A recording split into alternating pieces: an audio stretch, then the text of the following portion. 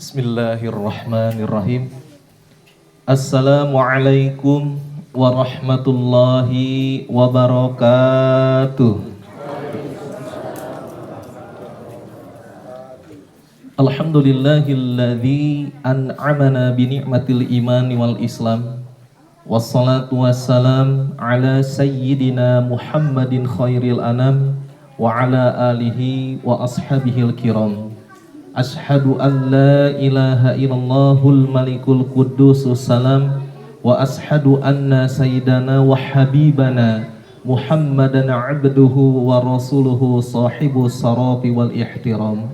Amma ba'd, faya ibadallah ittaqullaha haqqa tuqatih wa la tamutunna illa wa antum muslimun. Amma ba'd, ibadar rahman, fa inni usikum wa nafsi bitaqwallahil manan. Al-qail fil Qur'anil Karim, wa'budullaha wa la tusriku bihi syai'a wa bil walidaini ihsana wa bidil qurba wal yatama wal masakin wal jari bil qurba wal jaril junubi was sahibi bil jambi wabnis sabil wa ma malakat aymanukum innallaha la yuhibbu man kana mukhtalan fakhura. Shadaqallahul azim. Al-ayat.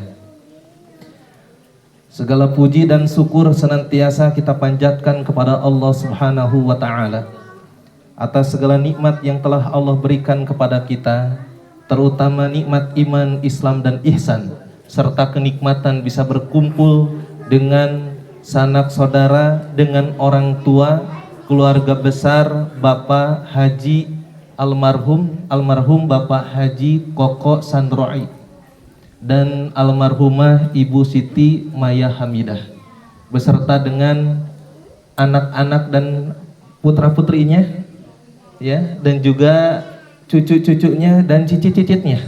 Sudah ada cicitnya, buyut, ya, buyut. Ini merupakan salah satu kenikmatan dari Allah Subhanahu wa ta'ala. Salawat dan salam senantiasa terlimpah curahkan kepada Nabi Muhammad sallallahu alaihi wasallam, juga kepada keluarganya, para sahabatnya, para tabi'in, para tabi'in, itba, dan kepada seluruh umatnya sampai akhir zaman. Dan kita berharap kelak di yaumul qiyamah mendapatkan syafaatul uzma. Amin ya Allah ya rabbal alamin. Terima kasih Ibu MC yang telah mempersilakan waktu kepada saya untuk sedikit memberikan penguatan baik untuk diri saya maupun untuk keluarga besar Bapak Haji Koko Sandroi ini. Mudah-mudahan tausiah yang sedikit ini bisa menambah keimanan dan ketakwaan kepada Allah Subhanahu wa ta'ala. Juga kepada panitia, insya Allah segala pengorbanan baik waktunya, tenaganya, biayanya, Allah yang akan membalas semuanya. Dan juga kepada ini Kang Adit, juga Pak Haji Asep, dan juga adik-adiknya, saya secara pribadi mengucapkan bela sungkawa, duka cita yang sebesar-besarnya atas wafatnya ibunda tercinta Kang Adit dan adik-adiknya, dan juga istri tercintanya Bapak Haji Asep, yaitu Ibu Hajah Tik Setiatik, ya, Ibu Hajah Titik Setiatik. Insya Allah beliau termasuk orang yang akan mendapatkan nikmat kubur. Insya Allah beliau akan mendapatkan surga yang Allah janjikan untuk orang-orang yang bertakwa. Amin ya Allah ya rabbal alamin. Bapak Ibu yang saya hormati, di sini juga ada yang hamil, ya Ibu. Insya Allah diberikan kesehatan, lahir dalam kondisi selamat, ya. Dan di sini juga banyak cicit-cicit, ya. Wah, masya Allah. Insya Allah ini menjadi keturunan-keturunan yang tidak hanya berkumpul di dunia, tapi kelak bisa berkumpul di surganya Allah Subhanahu wa ta'ala. Bapak Ibu yang saya hormati, alhamdulillah tahun 2023 kita pernah bertemu di Masjid Al-Barokah, ya, di atas di Pasir Impun, di dekat rumah Pak Haji Asep, ya, Pak Aher, ya, Pak Aher. Dan alhamdulillah sekarang bisa ke sini sambil touring, alhamdulillah, ya, menikmati perjalanan. Alhamdulillah bahagia rasanya bisa berjumpa kembali dengan keluarga besar ini. Bapak Ibu yang saya hormati, tadi ini sedikit ya, Pak Haji Asep luar biasa. Beliau menceritakan bagaimana istri tercintanya, itu Ibu Hajah Tik-Tik Setiatik ini, bagaimana beliau di akhir hayat hidupnya seperti mengenal tanda-tanda bahwa beliau itu akan kembali kepada Robnya. Kenapa bisa begitu? Karena bisa jadi beliau itu bukan termasuk orang yang lalai di dalam berzikir kepada Allah. Beliau senantiasa memperhatikan setiap gerakan yang ia lakukan, bahkan beliau peka apa yang Allah berikan kepadanya. Sehingga akhirnya banyak para orang-orang soleh di akhir hayat hidupnya, dia sudah merasa hidup saya sudah mau selesai di dunia. Dan saya mau menghadap kepada Rob saya yang lebih mencintai saya. Itu Masya Allah.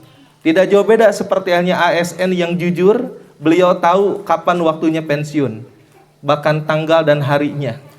Maka beliau pun mendapatkan kebaikan-kebaikan dari apa yang telah dia perjuangkan.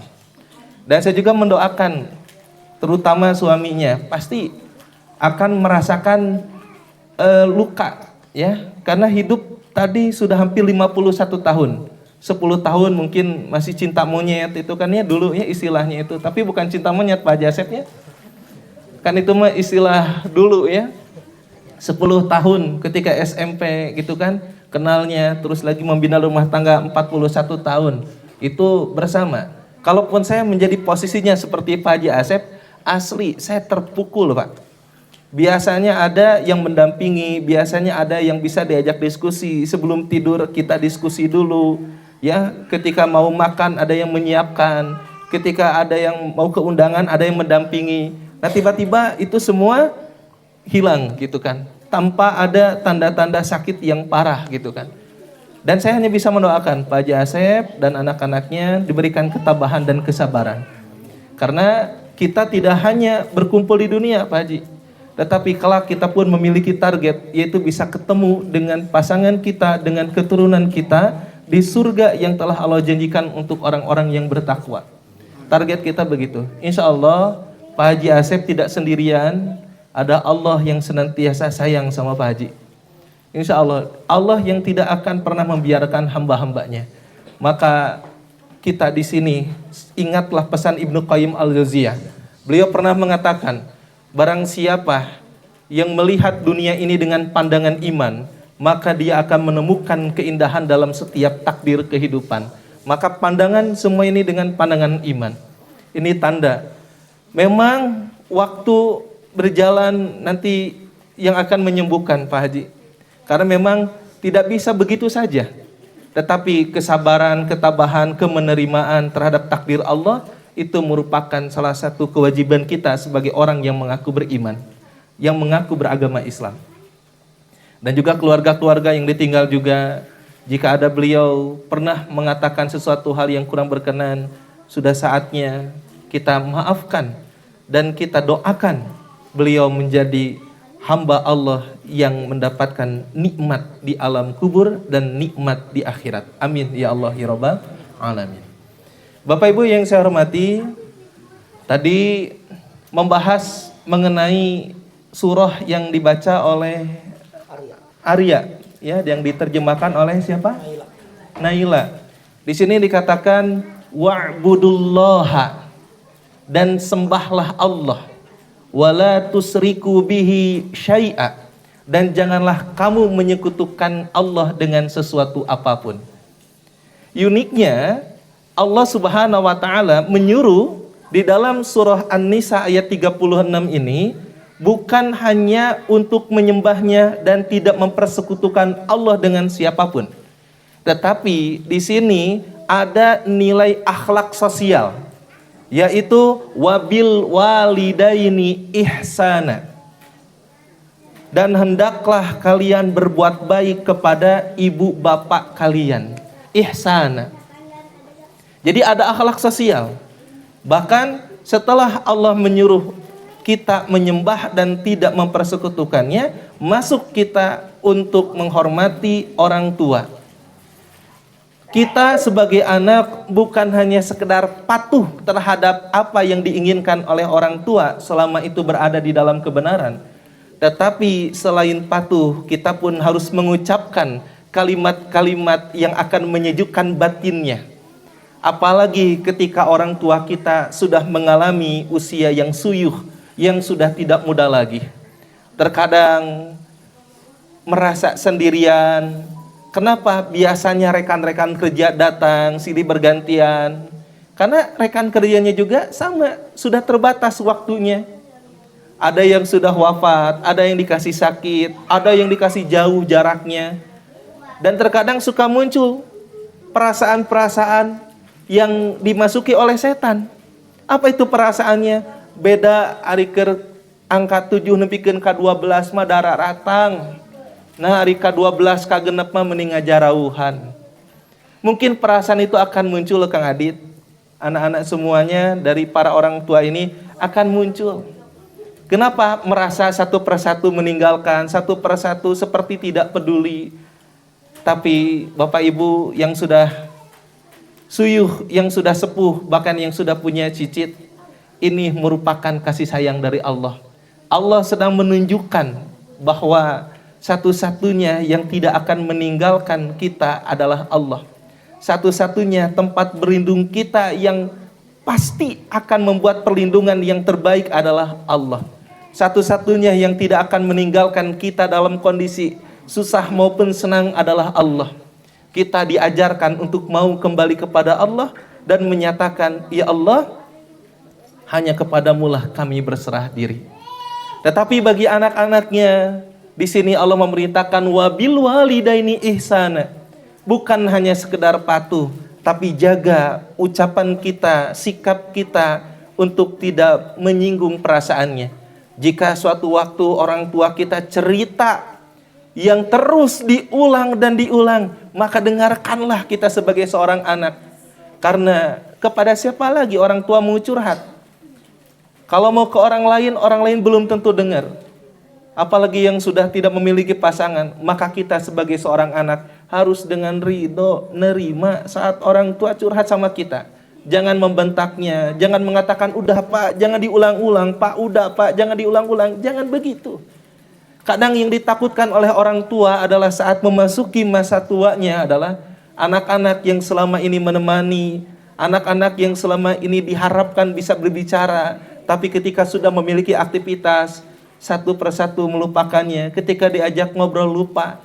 Maka sebagai seorang anak saya pun sama, meskipun kelak nanti orang tua kita berceritanya diulang-ulang, sikap kita diperintahkan oleh Allah wabil walidaini ihsana, tetap kita harus mengatakan sesuatu hal yang akan menyejukkan jiwanya. Maafkan anaknya, ibu-ibu. Jika pada saat ini mungkin saat bapak ibu ngajak ngobrol, sibuk dengan gadgetnya, sibuk dengan urusannya, maafkan mereka. Ridhoi mereka. Karena bapak ibu pun sudah memasuki fase itu, di mana bapak ibu pun pernah berjuang, sehingga akhirnya terkadang orang tua ingin sekali diajak ngobrol, tapi kesempatan waktu yang tidak bisa. Bukan mereka tidak peduli, tetapi mereka pun sedang membagi waktunya, karena ada kewajiban untuk anaknya, untuk istrinya, untuk mertuanya, untuk yang lainnya. Semoga Bapak dan Ibu diberikan kebijaksanaan untuk menerima setiap kekurangan dari anak-anaknya. Selanjutnya, akhlak sosial apa yang ditunjukkan? Setelah wabil walidaini ihsana, wabidil qurba, karib kerabat. Alhamdulillah di sini ya, satu persatu kita lihat karib saudara kita. Tadi saya mendengar cerita dari Pak Haji Asep bagaimana almarhumah sebelum wafatnya dia kumpulkan bajunya, dia kemas, dia packing, dia kirim sendiri. Ada ingat kepada saudara yang mungkin secara ekonomi diuji oleh Allah, tidak semampu Bu Haja Tik-Tik gitu kan, dan dia kasih. Wabidil kurba, itu salah satu dari amal soleh, dari menuju ihsan kebaikan. Dan kita pun harus seperti itu. Kita lihat lebih peka lagi, barangkali ada saudara yang dia mau minta tapi malu, tetapi dia mempertahankan untuk tidak minta karena takut dia mengganggu. Tapi kita sebagai orang yang mampu, coba berikan kepekaan kita. Wabidil kurba. Setelah itu meluas lagi. Wabidil kurba, terus wal yatama, kepada anak yatim yang sudah ditinggal wafat oleh ayahandanya sejak kecil. Itu anak yatim. Bukan hanya sekedar santunan Bapak dan Ibu. Jika Bapak Ibu sering memberikan santunan kepada anak yatim, tambahkan, kasih motivasi, kasih emosional kedekatan dengan mereka. Katakan kepada mereka, nah, jangan bersedih. Ketika engkau kehilangan orang tua, bukan berarti masa depanmu gagal semuanya. Ingat Nabi, ditinggal wafat oleh ayahandanya sejak di dalam perut ibunya. Ditinggal wafat oleh ibunya sejak usia 6 tahun. Tetapi beliau dijaga sama Allah. Maka jangan berkecil hati ketika engkau ditinggalkan oleh orang tuamu. Tetapi bangkitlah, jadikan setiap lukamu menjadi kekuatan untukmu agar bisa lebih maju. Berikan dukungan emosional kepada anak-anak yatim. Bukan hanya sekedar memberi santunan, itu sudah baik. Tapi dukungan moral, dukungan emosional kepada mereka. Agar mereka tidak keluar batas aturan. Dan akhirnya insya Allah, jika mereka mengingat pesan Bapak dan Ibu dan mereka amalkan, maka itu akan menjadi amal soleh yang terus mengalir kepada kita meskipun kita sudah wafat. Setelah itu apa? Wal masakin, orang-orang miskin. Ini lebih luas lagi. Kita memberi kepada orang-orang miskin yang suka meminta-minta, kita berikan. Tetapi di samping itu ada orang miskin yang dia itu tidak memperlihatkan kemiskinannya. Ya, tetapi kita lebih peka, kita kasih bantuan kepadanya dengan cara yang bijak, dengan cara yang baik, dan dengan cara tidak merendahkan. Setelah itu kepada siapa lagi? Wal jari dzil qurba, kepada tetangga dekat. Tetangga dekat itu siapa saja tetangga dekat itu? Tetangga yang biasa ada di hadapan rumah kita, yang ada di pinggir kita. Jika kita mencuci mobil, ada air yang menggenang, kita, Bu, permisi, nanti saya sapukan. Ada etika, ada sesuatu hal yang baik yang diungkapkan. Jika ada sesuatu hal, kita minta izin dan lain sebagainya. Insya Allah lah di sini sudah seperti itu. Hanya saja saya menguatkan saja. Jadi apa yang sudah dilakukan oleh Bapak dan Ibu kepada tetangganya saat ada hajat, saat ada uleman dan lain sebagainya, itu senantiasa berkoordinasi dengan tetangga. Karena banyak kasus di mana di media sosial ada tetangga yang tidak memberikan izin untuk parkir karena tuan rumahnya tidak meminta izin atau tidak koordinasi.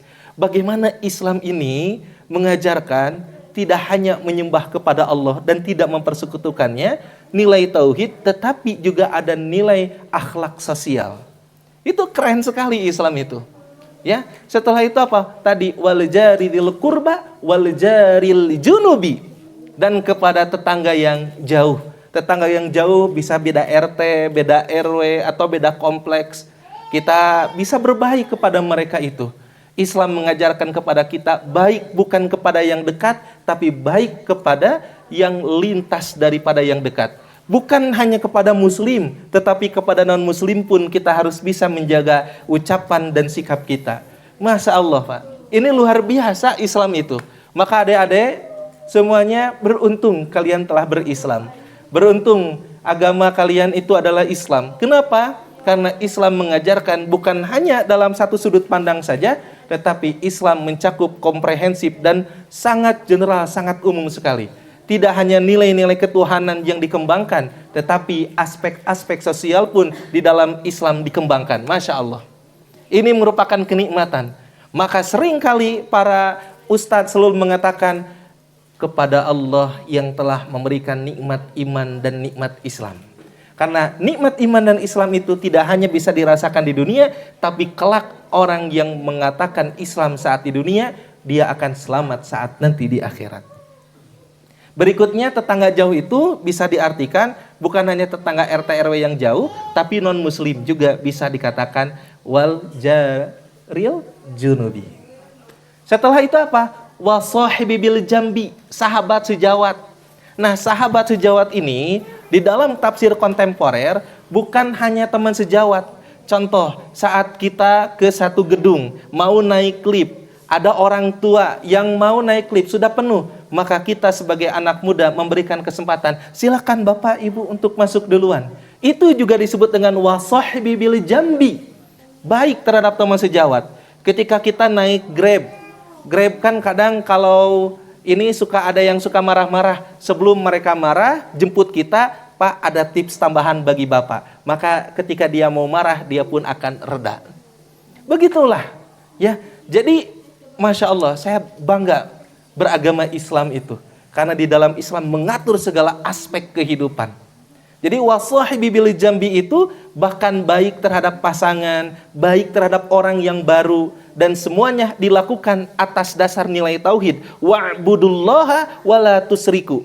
Kita baik sama orang tua diperintahkan sama Allah. Baik kepada karib kerabat diperintahkan oleh Allah. Baik kepada orang yatim, anak miskin, tetangga dekat, tetangga jauh, dan kepada teman sejawat, itu juga atas dasar tauhid, atas dasar perintah Allah. Selain wasahibi bil jambi, ada wabnis sabili, ibnu sabil. Apalagi yang rumahnya dekat para mahasiswa atau mahasiswi yang sedang merantau atau dekat santri atau santria, maka berikanlah kebaikan kepada mereka. Berikanlah kebaikan kepada mereka. Atau orang yang mengungsi, orang yang diusir di sana kemari, maka berikanlah kebaikan untuk mereka. Terus lagi, wama malakat aimanukum. Kalau dulu wama malakat aimanukum ini lebih condong kepada hamba sahaya. Sebelum Islam masuk, yang namanya perbudakan itu dilegalkan. Tetapi ketika Islam masuk, sedikit demi sedikit perbudakan itu dihapuskan. Dengan cara apa? Dengan cara Sayyidina Abu Bakar As-Siddiq membeli Sayyidina Bilal. Rasulullah Siti Khadijah membeli budak-budak yang lainnya. Mereka dibeli dan mereka dimerdekakan. Islam mengajarkan kemerdekaan dan bukan perbudakan. Tetapi makna perbudakan itu sekarang sudah tidak berlaku. Karena Islam tidak melegalkan yang namanya perbudakan. Tetapi makna dari wama malakat aimanukum itu adalah orang-orang yang berada di bawah kita seperti karyawan, pembantu dan lain sebagainya. Maka bukan hanya mereka diperlakukan seperti bawahan, tetapi perlakukanlah mereka seperti manusia yang memiliki hak dan martabat untuk sama-sama mendapatkan penghargaan. Dan ditutup oleh Allah. Innallaha, sesungguhnya Allah la yuhibbu, tidak mencintai mangkana mukhtalan fakhura, orang-orang yang mukhtalang. Mukhtal itu adalah sombong, sombong batinnya. Dia merasa paling benar, dia merasa paling wah, karena itu dia mukhtal, mukhtala. Dia sombong, merasa lebih tinggi daripada orang lain. Allah nggak suka. Mukhtalan fakhura, fakhura itu berbangga diri. Dia pamerkan ini, dia pamerkan itu, dia pamerkan ini. Itulah Allah tidak suka dengan orang yang mukhtalan fakhura, orang yang sombong dan membanggakan diri. Oleh karena itu, yang akan bisa menghapus semua itu adalah kesombongan dan berbangga diri. Bapak Ibu yang saya hormati, berapa menit lagi Ibu MC? 1 jam. Ini baru ya. Berarti di sana ada 10 poin yang harus kita ingat. 1, menyembah Allah dan tidak menyekutukannya. 2, berbuat baik kepada kedua orang tua. 3, kepada karib kerabat kita pun harus ihsan. Ihsan itu apa? Berbuat baik. Terus kepada siapa lagi? Yang keempat?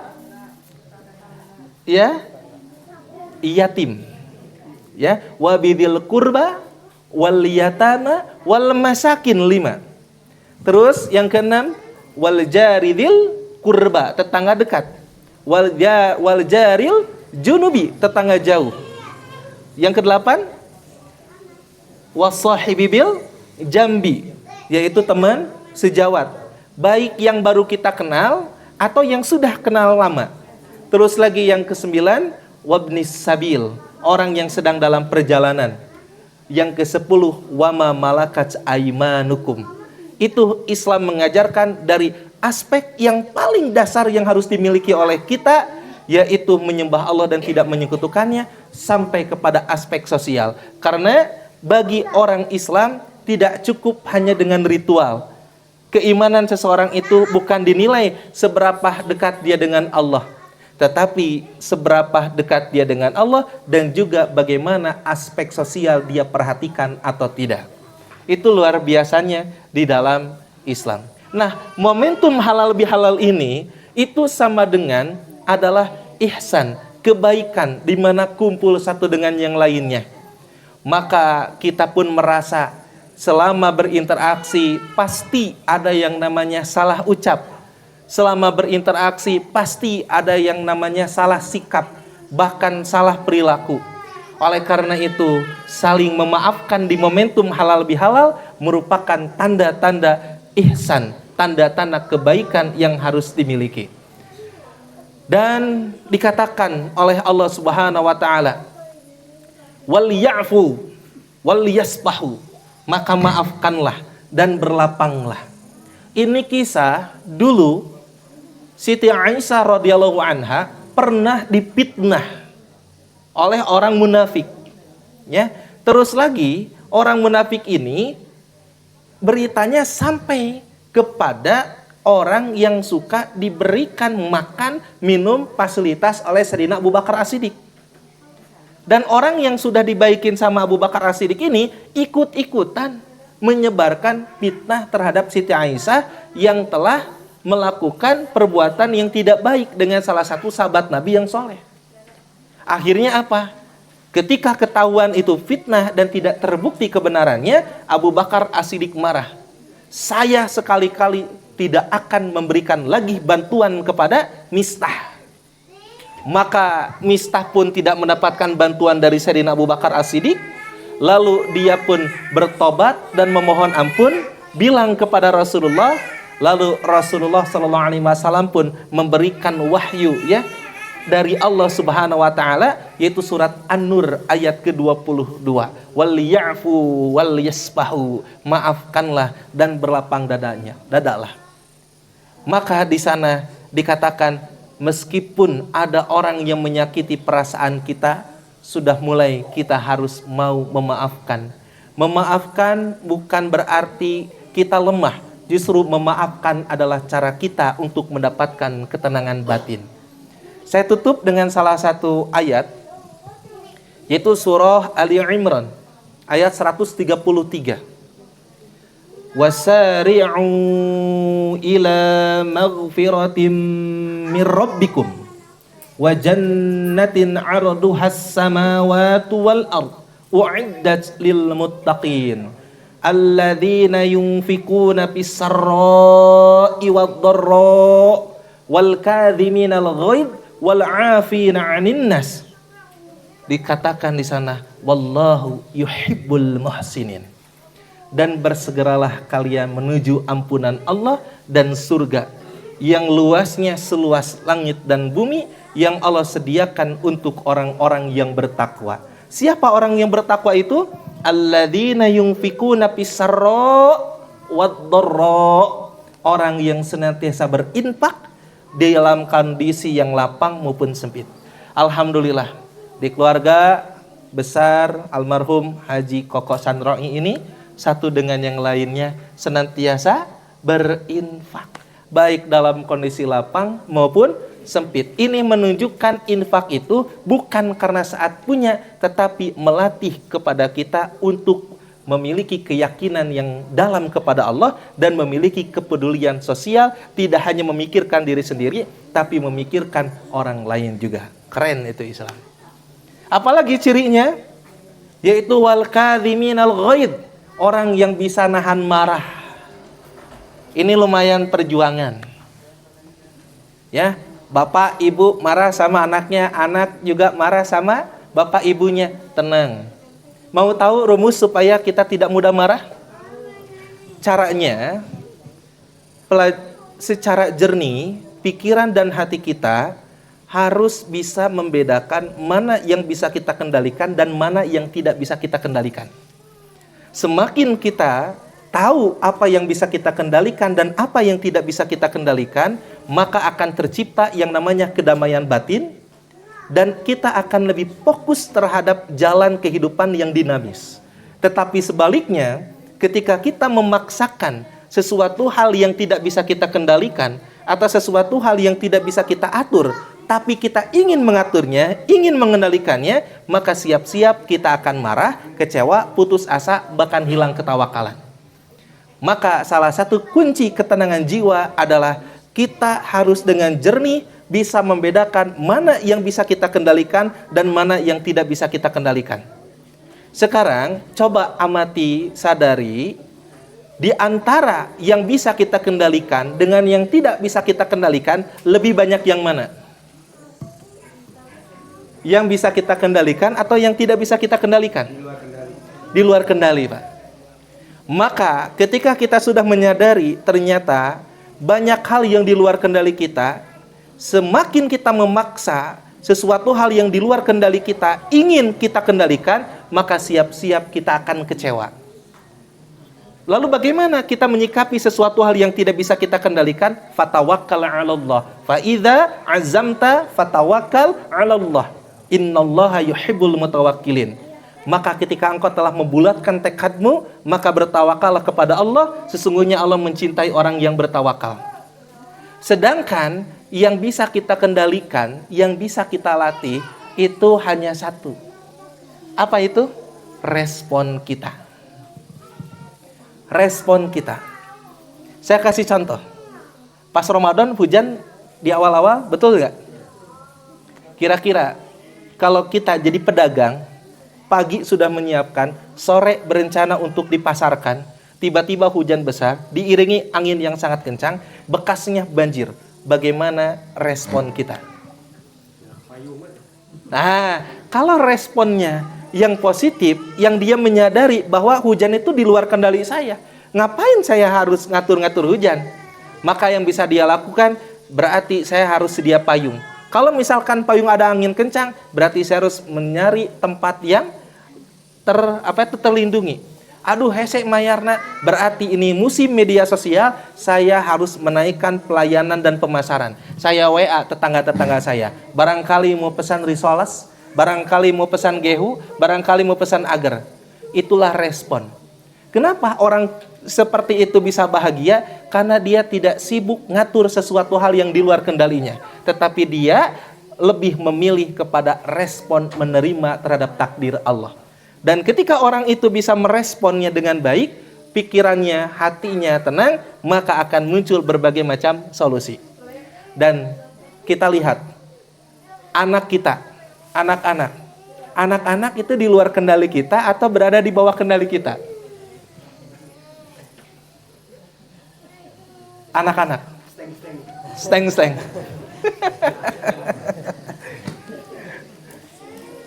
Oh ya, siap. Steng, Pak ya. Berarti lebih banyak yang bisa dikendalikan atau yang enggak? Ternyata enggak ya. Kita itu dengan anak sudah gaduh dari kecil, Pak. Kita pinginnya anak itu enggak terlalu banyak makan es krim. Anak malah ngajakin makan es krim. Lalu apa yang bisa kita lakukan? Ketika kita menyadari bahwa anak pun memiliki perasaannya, anak pun memiliki pikirannya, yang bisa kita lakukan adalah tetap mendoakan kebaikan untuknya, tetap memberikan nasihat kebaikan untuknya, dan tetap meyakini bahwa hidayah dan taufik adalah milik Allah. Ketika orang tua meresponnya seperti itu, maka lihatlah keajaiban yang akan Allah berikan. Allah akan gerakan hati anak-anaknya untuk bisa menjadi anak yang solih dan solehah. Kenapa? Karena kita sebagai orang tua memberikan vibrasi yang positif. Dan alhamdulillah untuk anak-anak, untuk para remaja di sini, ketika S1, S2, dosen bisa dikendalikan sama kita nggak? Nggak bisa. Kalau ujian skripsi, tesis, kita bisa memilih dosen harus ini ya, nggak bisa kan? Apa yang bisa kita lakukan? Kalau kita terus mikirin dosen buat soal apa ya? Dosen ini apa? Harusnya dosen tuh begini, harusnya dosen tuh begini. Nggak bisa. Tapi yang bisa kita lakukan adalah kita tetap belajar, kita tetap menulis, dan kita mempersiapkan segala sesuatunya agar saat nanti ujian tesis atau ujian skripsi kita bisa mampu menjawab setiap pertanyaan dari dosen. Terakhir, yuk sama-sama mulai dengan jernih. Kita harus, ketika sesuatu hal itu bisa kita kendalikan, kita respon, yaitu sikap kita, hati kita. Dan ketika sesuatu itu sulit untuk kita kendalikan, sulit kita untuk atur, maka bertawakallah kepada Allah. Tugas kita adalah ikhtiar. Tugas kita adalah berdoa. Itu yang akan menghadirkan ketenangan batin. Dan sekali lagi, ketenangan batin itu muncul saat kita mau menerima apa yang Allah mau. Itu saja mungkin yang bisa disampaikan pada kesempatan yang berbahagia ini. Mudah-mudahan apa yang disampaikan bisa menambah keimanan dan ketakwaan kita kepada Allah Subhanahu wa taala. Terima kasih atas segala perhatiannya. Mohon maaf ya Bapak Ibu semuanya, Ade, Bapak-bapak, Ibu-ibu, jika ada kata atau sikap yang kurang berkenan. Saya kembalikan lagi kepada Ibu MC. Assalamualaikum warahmatullahi wabarakatuh. Oh enggak. Masya Allah, terima kasih Ustaz ilmunya. Alhamdulillah. Langsung doa ya. Lanjut dipimpin doa Ustaz.